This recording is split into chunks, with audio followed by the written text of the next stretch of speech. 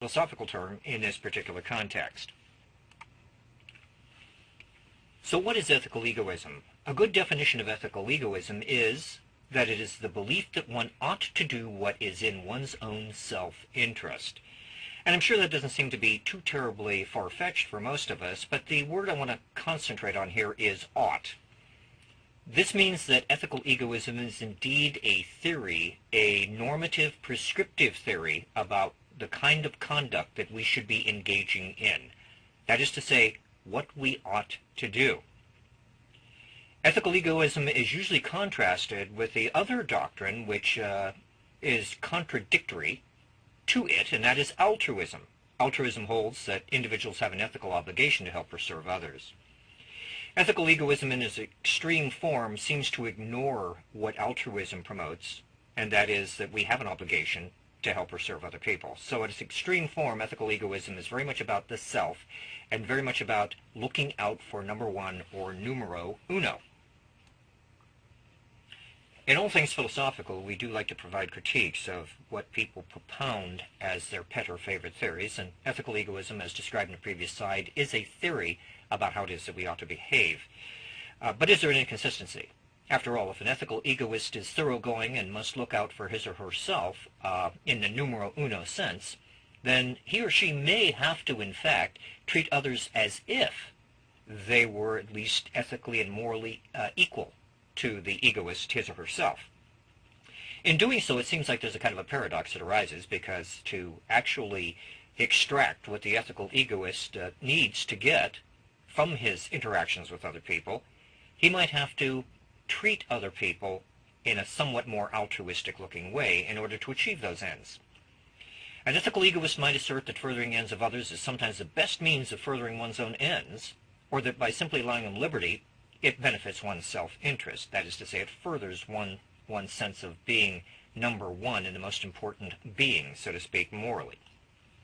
You have to think about all of these theories that we're proffering here in this course and run them through your own common sense and experience in order to determine whether or not you've ever discovered anybody who actually measures up to any of the standards or criteria that each of these theories seem to advocate. So I ask you the question, do you know anybody who is an ethical egoist? That is to say, do you know anybody, do you think, who actually, consciously or otherwise, believes that he or she ought to put their own best interests first?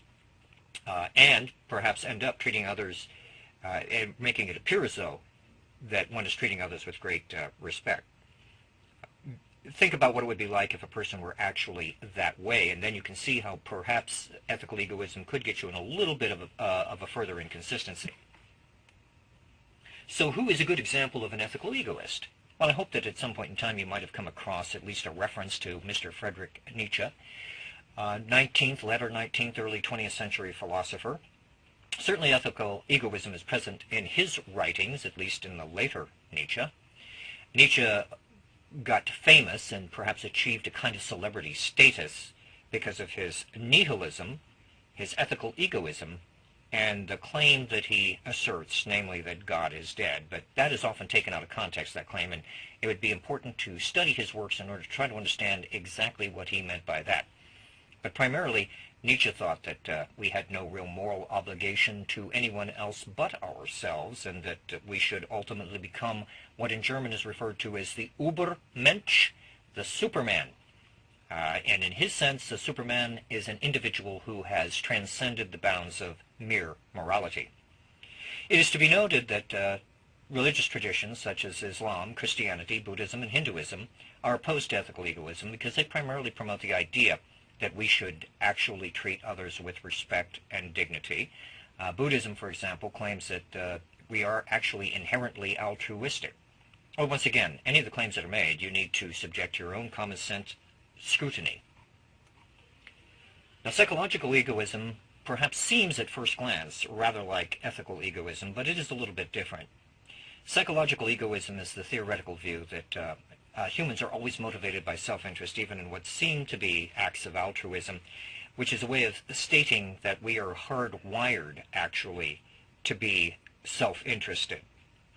that if we ever were to become altruists, we'd actually have to learn that behavior. And this is a bit of a different view than ethical egoism. Ethical egoism is an ethical theory that says we ought to behave in a certain way.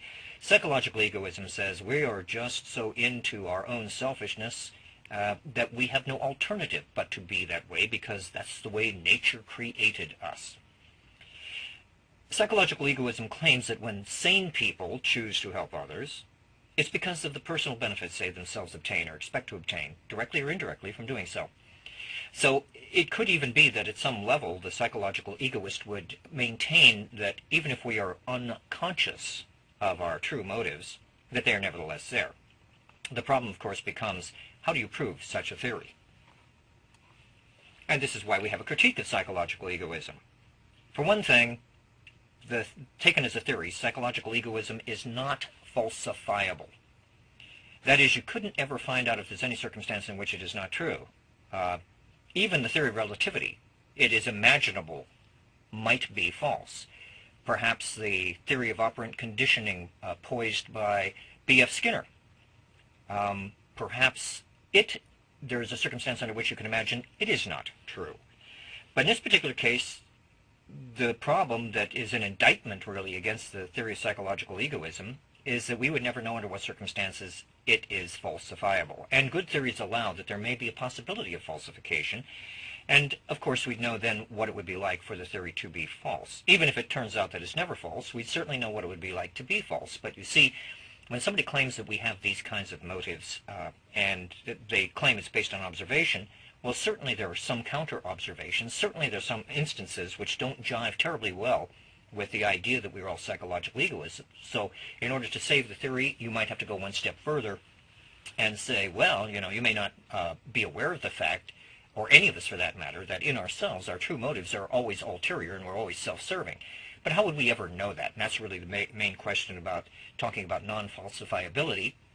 How would we ever know that that's always completely true in every single case? If it's really treated as a theory, then presumably it's going to be universalizable enough to the point where it covers every case.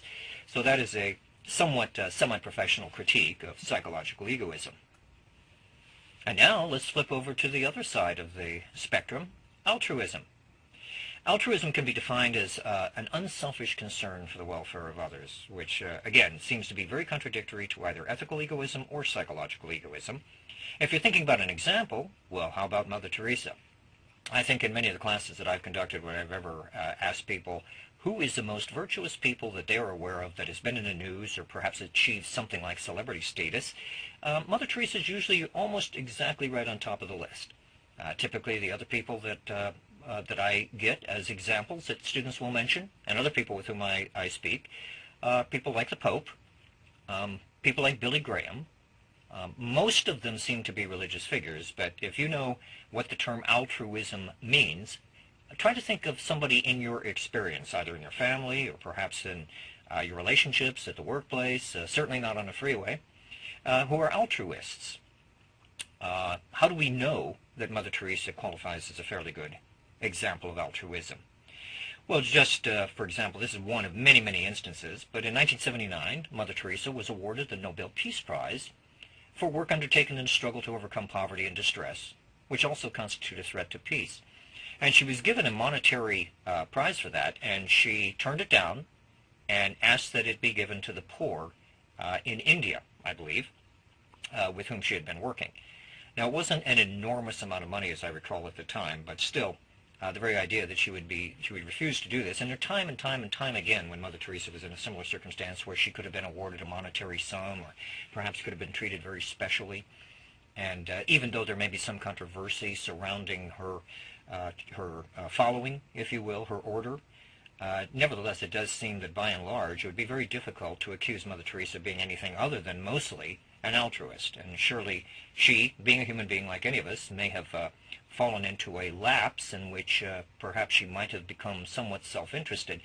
But I ask you, when you start trying to really characterize somebody's life with any of the terms that we're utilizing here, whether they're egoists or altruists, do you think that altruism fits better than maybe psychological egoism or psychological hedonism? Do you think that Perhaps Mother Teresa really got tremendous amounts of joy, and that's the only thing or the primary thing that motivated her to do this altruistic-looking work. I suppose we can never know for sure. But that's the way life is as a human being. We don't know for sure, but what seems to be the most likely descriptor, if you will, of somebody like Mother Teresa's behavior, particularly over a lifetime? As always, there are some problems with even altruism, particularly from the camp of those people who support egoism. Philosophers who do support egoism have suggested that altruism is demeaning. The book term in your textbook is self-effacing. It's demeaning to the individual, and that no moral obligation to help others actually exists. You see how so much of this is up for grabs. It depends upon our perspective. It depends upon how we argue rationally. Remember that rational argumentation is what ultimately should win the day on almost anything when it comes to philosophical pursuits, and moral discussion is no exception to that. Ayn Rand herself, famous for having embraced a form of enlightened self-interest, at the very least, if not selfishness, argued that altruism is the willful sacrifice of one's values and represents a reversal of morality, because only rational selfishness will allow one to pursue the values required for human life. So, rightly or wrongly, Ayn Rand certainly was suggesting that the problem with altruism was very much like what is stated up here, and that is that it's really demeaning to be too much of an altruist. It's demeaning to put other people way ahead of yourself. But what about the concept of enlightened self-interest? Enlightened self-interest is the ethical principle that when persons act to further the interests of others, or at least the interests of the group or groups to which they belong, such persons ultimately serve their own interests. And typically people will argue that this is what might be the honesty, so to speak, in a capitalistic system. That when we engage in capitalism, I suppose in its full-blown sense, and we do so, let us say, honestly in our transactions, that we are actually promoting the concept of enlightened self-interest. So everybody working together, serving their own self-interest in a community that in fact endorses this idea, will benefit by that. In all such cases, when it comes to philosophical issues that concern our lives, how we're to act, how we're to think, how we're to conduct ourselves, it is really up to you, the individual, ultimately to try to master the vocabulary and the understanding and develop an orientation, a healthy skepticism towards what anybody says. So always analyze these things thoroughly for yourself and see whether or not they can apply. Thank you so much for joining me. See you next time.